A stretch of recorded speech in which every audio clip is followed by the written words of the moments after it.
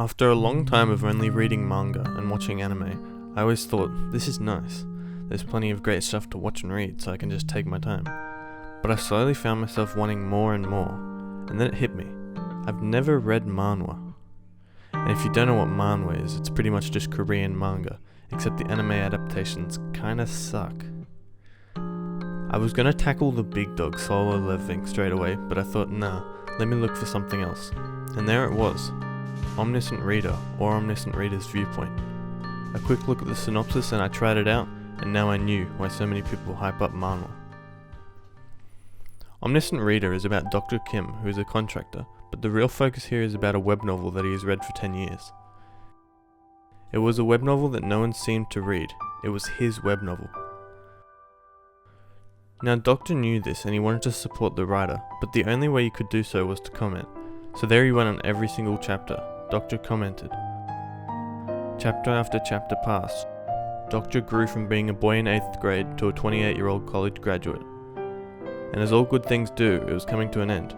The final chapter of 3 Ways to Survive the Apocalypse was going to come out that day. He receives a message of thanks from the author of the series, saying that he was able to publish it because of Doctor, and that the series will become paid content when the epilogue comes out. Soon after this back and forth, he receives what is told to be a present from the author, and it's an email saying that at 7 PM it will become paid content, and that what he sent will help Doctor out. The time is 6:55. Strange things instantly start happening. The power in the train he is currently in goes out, and the train comes halting to a stop. 7 o'clock hits, and there is an eruption of light from inside his cabin, and out comes a creature known as a Dokebi. Doctor quickly comes to the conclusion that this novel that he's been reading for all these years has become a reality, and that he is now in chapter 1 of 3 Ways to Survive the Apocalypse. So yes, it's an isekai, but it's actually one of the good ones, not your trashy single core shit. Doctor knows how to survive in this world, and exactly what everything means, giving him the upper hand on literally everyone else, being the only reader. He is not OP, and considering that it's a video game based story, it's just a nice breath of fresh air that you don't usually see with the genre. This video was originally meant to be about Zero Game, but I realised that I didn't even like it that much, and that mainly stemmed from the main character being overpowered with no real grind and without working for it.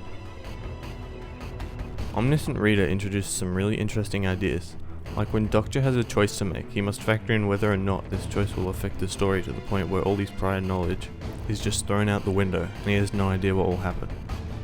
So the whole thing of Doctor knowing exactly what happens never really gets old. And considering that he isn't the protagonist of the original story, some things that he encounters may have never happened in 3 Ways to Survive the Apocalypse. To be expected, sometimes the things that he does have a larger effect, like people not dying when they're supposed to, and it causing an untold event to occur that could potentially put Doctor's life at risk. And slowly along the way, Doctor has snippets of his personality splitting, from smart and calculated to caring and affectionate for the people in his group, which is how an actual person would act.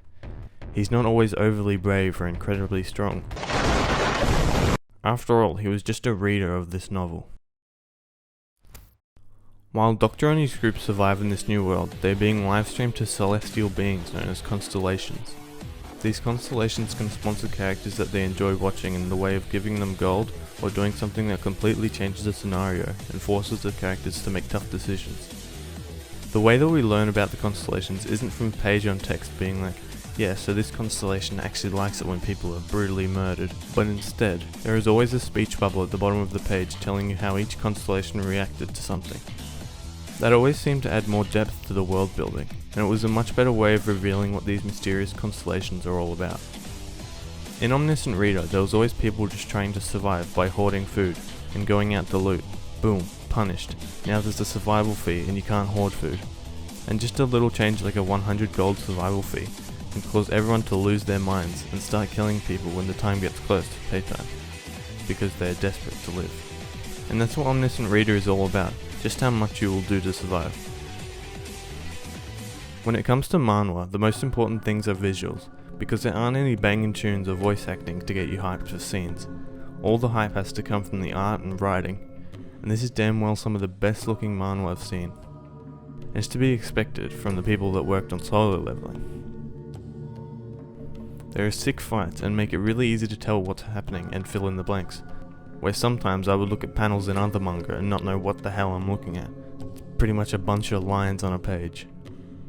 Absolutely nothing about this story feels lazy, and all elements, whether it be character design, world building, you name it, have all been well thought out and crafted. And the depth that the writer went into these characters, where they give almost every character that Doctor uses character profiling ability on a well thought out backstory and exactly what they think of Doctor, what skills they have, and what constellation they're supported by, and more. These sort of things that the manhwa pull really spice up the story, and it always feels like it can head in any direction at any time, which is exactly what keeps a reader like me engaged.